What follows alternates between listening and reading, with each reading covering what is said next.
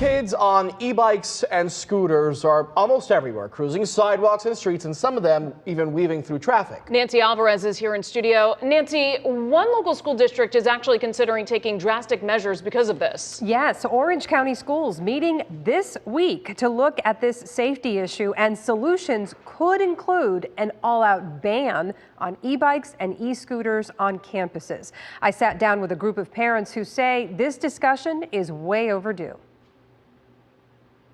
One after another, they zoom past oncoming traffic near Audubon Park K-8 in Orlando. Not far away on Corinne Drive, the e-bike rider in this group shows off some tricks in between cars. The images caught by drivers are why these parents are stressed and speaking out. I've had them following my car on the road, driving faster than I am in a vehicle when I'm going home after school. Some of these kids I think are between the age of 9 and 13. Katie Bevan recently witnessed a rider on an e-scooter hit by a car when she says he ignored a stop sign. Like movie style, went flying in the air over the intersection.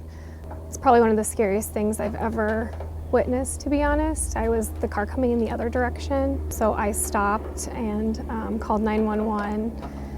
And attended to him, waiting for paramedics to come. And these parents say near misses happen constantly. Listen to Robert Helmer's close call with a young man on an e-scooter. He was driving in the bike lane and, but I was very scared to pass him. And sure enough, as I was behind him, he lost control and fell right in front of our car. But if you had been going any faster. Correct.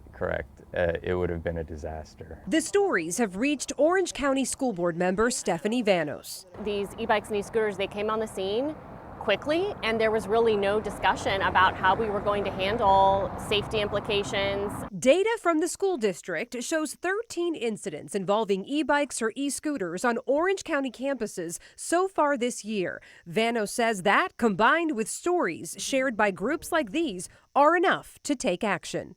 I think if we can't find a way to enforce common sense guidelines, there will be no option but to ban them. Vanos acknowledges a ban on school campuses could be complicated for parents and kids who rely on these bikes and scooters. I think they are helping parents in some ways get their child to school. And I think it's also important for some of our high school students. They are using them to get to jobs after school. So it's a tough conversation with not an easy answer, but I do think we are playing with fire if we allow this to continue without having really strict rules and guidelines around it. Potential changes that will take time. That's why this group has a message for other parents. If your kids are riding e-bikes and scooters, please talk to them about safety. Absolutely make sure they're riding with their helmets on. It's just something that makes your stomach drop. Not just as a mother, but just as a good community member, knowing that it's something that affects everyone, not just the kids, but the people driving.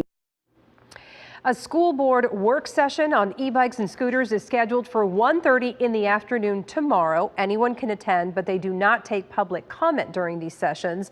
We could, of course, see that in the future if the option of a ban moves forward. We'll, of course, keep you posted.